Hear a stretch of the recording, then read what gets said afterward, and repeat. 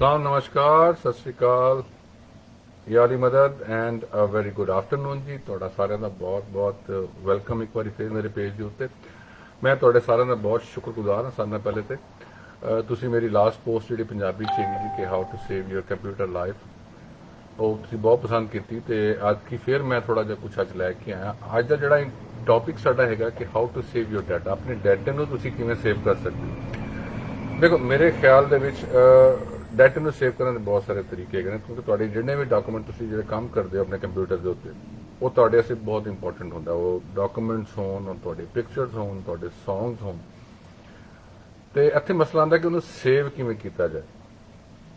Priority ਦੇ ਉੱਤੇ ਮੈਂ ਤੁਹਾਨੂੰ ਦੱਸਾਂ ਕਿ ਸਾਰਿਆਂ ਨਾਲ ਜਿਹੜਾ ਬਿਹਤਰੀਨ ਹੱਲ ਹੈਗਾ ਉਹ ਹੈਗਾ ਕਿ ਤੁਸੀਂ ਆਪਣੇ ਡਾਟੇ ਨੂੰ ਐਕਸਟਰਨਲ ਡਰਾਈਵ ਤੇ ਸੇਵ ਕਰੋ। ਐਕਸਟਰਨਲ ਡਰਾਈਵ ਮਤਲਬ ਤੁਸੀਂ ਕੋਈ ਵੀ ਡਰਾਈਵ ਮਤਲਬ ਮੇਰੇ ਕੋਲ ਹੋਣੀ ਇਹੋ ਜਿਹੀ ਕੋਈ ਡਰਾਈਵ ਲੈ ਕੇ ਤੁਸੀਂ ਉਹਦੇ ਦੇ ਉੱਤੇ ਆਪਣਾ ਡਾਟਾ ਸੇਵ ਕਰ ਸਕਦੇ ਹੋ। This is the best way. ਔਰ ਕੋਈ ਵੀ USB 32 GB 64 GB 128 GB ਇਹ ਮਤਲਬ ਬਿਹਤਰੀਨ ਤਰੀਕਾ ਹੈ ਕਿ ਤੁਹਾਡੇ ਕੋਲ ਬੈਕਅਪ ਰਹੇਗਾ। ਤੁਹਾਡਾ ਆਪਣੇ ਕੰਪਿਊਟਰ ਦੇ ਵਿੱਚ ਵੀ ਤੁਹਾਡਾ ਸਾਰਾ ਡਾਕੂਮੈਂਟਸ ਪਏ ਨੇ, ਪਲੱਸ ਤੁਸੀਂ ਜਿਹੜਾ ਹੈਗਾ ਉਹਨੂੰ ਇੱਕ ਸਿਕਿਉਰ ਸੇਫ ਜਗ੍ਹਾ ਤੇ ਰੱਖ ਸਕਦੇ ਹੋ। ਕਿਉਂਕਿ ਕਦੇ ਵੀ ਜਦੋਂ ਵਿੰਡੋ ਕ੍ਰੈਸ਼ ਹੋ ਜਾਂਦੀ ਹੈ ਜਾਂ ਵਾਇਰਸ ਅਟੈਕ ਕਰਦਾ ਹੈਗਾ, ਸਾਰਿਆਂ ਨਾਲ ਪਹਿਲੇ ਜਿਹੜਾ ਉਹ ਇਫੈਕਟ ਕਰਦਾ ਤੁਹਾਡੀ ਹਾਰਡ ਡਰਾਈਵ ਦੇ ਉੱਤੇ। ਹਾਰਡ ਡਰਾਈਵ ਤੁਹਾਡੀ ਜਿਹੜੀ ਮੇਨ ਬ੍ਰੇਨ ਤੁਹਾਡਾ ਜਿਹੜਾ ਹੈਗਾ ਡਾਟੇ ਦਾ ਉਹ ਪੂਰਾ ਟੋਟਲ ਸੇਵਿੰਗ ਸਾਡੀ ਹਾਰਡ ਡਰਾਈਵ ਦੇ ਵਿੱਚ ਹੁੰਦੀ ਹੈ। ਅਗਰ ਵਾਇਰਸ ਆ ਗਿਆ ਤੇ ਸਾਰੀਆਂ ਫਾਈਲਾਂ ਇਫੈਕਟ ਹੋ ਜਾਂਦੀਆਂ ਨੇ। ਹੁਣ ਮਸਲਾ ਹੈਗਾ ਕਿ ਅਗਰ ਫਰਸਟ ਕਰੋ ਤੁਹਾਡੇ ਕੋਲ ਹੁਣ ਕਹਿੰਦੇ ਨੇ ਜੀ ਹਾਂ ਜੀ ਮੇਰੇ ਕੋਲ ਐਕਸਟਰਨਲ ਹਾਰਡ ਡਰਾਈਵ ਨਹੀਂ ਹੈਗੀ ਜਾਂ ਇਸ ਲਾਈਕ ਮੈਂ ਹੁਣ ਵੱਖਰੀ ਇੱਕ ਚੀਜ਼ ਪੜਾਂਗਾ ਜੀ, ਮੈਂ ਕੀ ਕਰ ਸਕਦਾ ਹਾਂ, ਕੋਈ ਹੋਰ ਤਰੀਕਾ ਜਿਹੜਾ ਹੈਗਾ ਉਹ ਤੁਸੀਂ ਕਿਸ ਤਰ੍ਹਾਂ ਆਪਣੇ ਡਾਟਾ ਨੂੰ ਸੇਵ ਕਰ ਸਕਦੇ ਹੋ। ਮੇਰੇ ਕੋਲ ਇਹਦਾ ਤਰੀਕਾ ਹੈਗਾ, ਮੈਂ ਤੁਹਾਨੂੰ ਬਲਕਿ ਤੁਹਾਨੂੰ ਦਿਖਾਈ ਦਿੰਦਾ ਵਾਂ। ਆਪਣੇ ਲੈਪਟਾਪ ਦੇ ਵਿੱਚ ਜਾਂ ਡੈਸਕਟਾਪ ਦੇ ਵਿੱਚ ਤੁਸੀਂ ਆਪਣੀ ਮੇਨ ਜਿਹੜੀ ਡਰਾਈਵ ਹੈਗੀ ਹੈ ਉਹਦੀ ਇੱਕ ਪਾਰਟੀਸ਼ਨ ਬਣਾ ਕੇ, ਇੱਥੇ ਹੁਣ ਮਸਲਾ ਕਿ ਪਾਰਟੀਸ਼ਨ ਕਿਵੇਂ ਬਣਾਉਣੀ। ਕੁਝ ਕੰਪਿਊਟਰਸ ਦੇ ਵਿੱਚ ਪਾਰਟੀਸ਼ਨ ਆਲਰੇਡੀ ਬਣੀ ਹੁੰਦੀ ਹੈ। ਅਗਰ ਤੁਹਾਡੇ ਕੋਲ ਨਹੀਂ ਬਣੀ ਹੋਈ ਤੇ ਮੈਂ ਤੁਹਾਨੂੰ ਦਿਖਾਣਾ ਵਾ ਕਿ ਉਹਨੂੰ ਕਿਸ ਤਰ੍ਹਾਂ ਬਣਾਉਣਾ ਹੈਗਾ। ਮੈਂ ਕੈਮਰਾ ਉਧਰ ਕਰਨਾ ਵਾ ਤਾਂ ਕਿ ਤੁਹਾਡਾ ਜਿਹੜਾ ਹੈਗਾ ਤੁਸੀਂ ਉਹਨੂੰ ਪ੍ਰੋਪਰਲੀ ਵੇਖ ਸਕੋ। ਇੱਕ ਸੈਕਿੰਡ ਮੈਂ ਕੈਮਰਾ ਮੂਵ ਕਰ ਲਵਾਂ ਥੋੜਾ ਜਿਹਾ।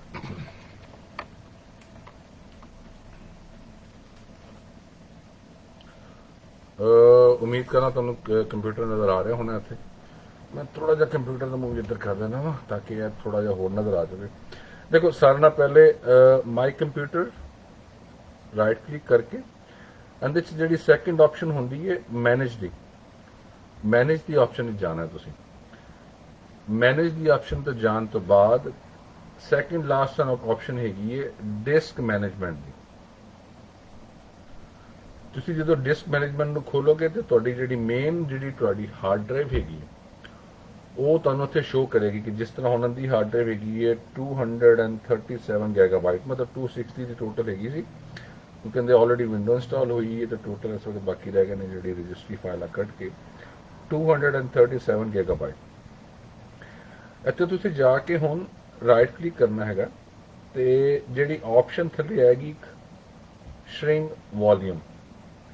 ਸ਼ਰਿੰਕ ਮਤਲਬ ਥੋੜਾ ਜਿਹਾ ਛੋਟਾ ਕਰਨਾ। ਤੁਸੀਂ ਅਗਰ ਇਹਨੂੰ ਕਲਿਕ ਕਰੋ ਉਹ ਰੀਡ ਕਰੇਗਾ ਤੁਹਾਡਾ ਜਿਹੜਾ ਸਿਸਟਮ ਹੈਗਾ ਉਸ ਹਾਰਡ ਡਰਾਈਵ ਨੂੰ, ਤੇ ਉਸ ਤੋਂ ਬਾਅਦ ਤੁਹਾਨੂੰ ਆਪਸ਼ਨ ਦੇਗਾ ਕਿ ਤੁਸੀਂ ਕਿੰਨਾ ਕੁ ਛੋਟਾ ਉਹਨੂੰ ਕਰ ਸਕਦੇ ਹੋ। ਮੇਰੇ ਖਿਆਲ ਨਾਲ ਤੁਸੀਂ ਜਿਹੜਾ ਉਹਨੂੰ ਹਾਫ ਕਰ ਲਵੋ ਤੇ ਉਹਦੇ ਨਾਲ ਕੀ ਹੁੰਦਾ ਹੈ ਕਿ ਤੁਹਾਡੇ ਕੋਲ ਹਾਫ ਜਿਹੜਾ ਪੀਸ ਹੈਗਾ ਉਹ ਤੁਹਾਡੀ ਵਿੰਡੋ ਤੇ ਕੰਮ ਆ ਜਾਂਦਾ ਤੇ ਜਿਹੜਾ ਹਾਫ ਦੂਸਰਾ ਪੀਸ ਰਹਿ ਜਾਂਦਾ ਉਹ ਤੁਸੀਂ ਐਜ਼ ਏ ਡਾਟਾ ਡਰਾਈਵ ਬਣਾ ਸਕਦੇ ਹੋ। ਹੁਣ ਦੇਖੋ ਅਗਰ ਤੁਸੀਂ ਥੋੜਾ ਜਿਹਾ ਗੌਰ ਕਰੋ ਉੱਥੇ ਤੇ ਉਹਨੇ ਆਲਮੋਸਟ ਹਾਫ ਜਿਹੜੀ ਹੈਗੀ ਹੈ 115 ਗੀਗਾਬਾਈਟ ਦੀ ਆਟੋਮੈਟਿਕਲੀ ਕਰ ਛੱਡੀ ਹੈਗੀ। ਤੇ ਇਹਨੂੰ ਸਿਰਫ ਤੁਸੀਂ ਹੁਣ ਕਰਨਾ ਹੈਗਾ shrink the button ਦਬਾਉਣਾ,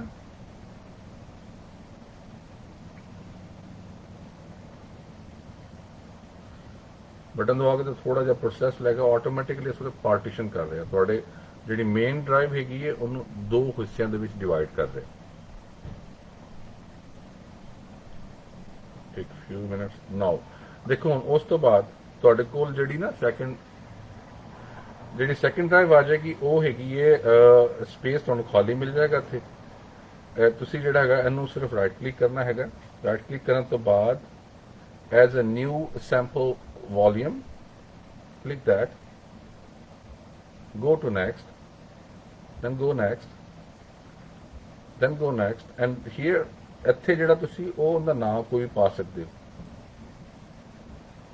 my data drive next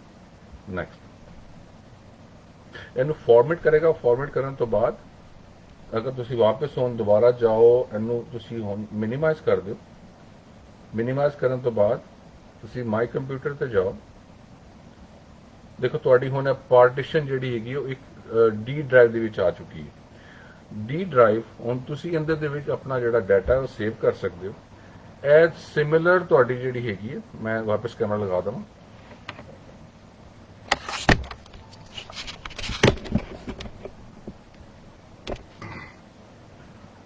ਤੇ ਜਦੋਂ ਤੁਸੀਂ ਡੀ ਡਰਾਈਵ ਬਣਾ ਲਓਗੇ ਹੁਣ ਡੀ ਡਰਾਈਵ ਜਿਹੜੀ ਹੈਗੀ ਇਹਦੇ ਵਿੱਚ ਤੁਸੀਂ ਆਪਣਾ ਡਾਟਾ ਸੇਵ ਕਰ ਸਕਦੇ ਹੋ ਜਿੰਨੇ ਵੀ ਤੁਹਾਡੇ ਡਾਕੂਮੈਂਟਸ ਹੈਗੇ ਨੇ ਇਹਦੇ ਨਾਲ ਕੀ ਹੋਏਗਾ ਜਦੋਂ ਤੁਹਾਡੀ ਵਿੰਡੋ ਕ੍ਰੈਸ਼ ਹੋਏਗੀ ਕ੍ਰੈਸ਼ ਹੋਣ ਤੋਂ ਬਾਅਦ ਅਗਰ ਉਹਦੇ 'ਚ ਕੋਈ ਪ੍ਰੋਬਲਮ ਆਉਂਦੀ ਹੈਗੀ ਹੈ ਤਾਂ ਤੁਹਾਡੀ ਜਿਹੜੀ ਸੀ ਡਰਾਈਵ ਹੈਗੀ ਮੇਨ ਇਫੈਕਟਡ ਹੋਈ ਹੁੰਦੀ ਹੈ ਤੇ ਇਹ ਈਜ਼ੀ ਹੋ ਜਾਂਦਾ ਹੈਗਾ ਕਿ ਤੁਸੀਂ ਆਪਣਾ ਡਾਟਾ ਡੀ ਡਰਾਈਵ ਤੋਂ ਰਿਕਵਰ ਕਰ ਸਕੋ ਆਈ ਹੋਪ ਤੁਹਾਨੂੰ ਸਾਰੀ ਗੱਲ ਪਸੰਦ ਆਈ ਹੋਏਗੀ ਤੇ ਤੁਹਾਨੂੰ ਅਗਰ ਕੋਈ ਕੁਐਸਚਨ ਹੋਏਗਾ ਤਾਂ ਤੁਸੀਂ ਡੈਫੀਨਿਟਲੀ ਮੈਨੂੰ ਮੇਰੇ ਪੇਜ ਤੇ ਮੇਰੇ ਮੈਸੇਂਜਰ ਤੇ ਤੁਸੀਂ ਮੈਨੂੰ ਪੁੱਛ ਸਕਦੇ ਹੋ ਤੇ ਆਪਣਾ ਬਹੁਤ ਸਾਰਾ ਖਿਆਲ ਰੱਖਣਾ ਥੈਂਕ ਯੂ ਵੈਰੀ ਮਚ ਅਸੀਂ ਫਿਰ ਜਲਦੀ ਮਿਲਾਂਗੇ ਨਵੀਂ ਚੀਜ਼ ਦੇ ਨਾਲ Take care of yourself and have a wonderful day.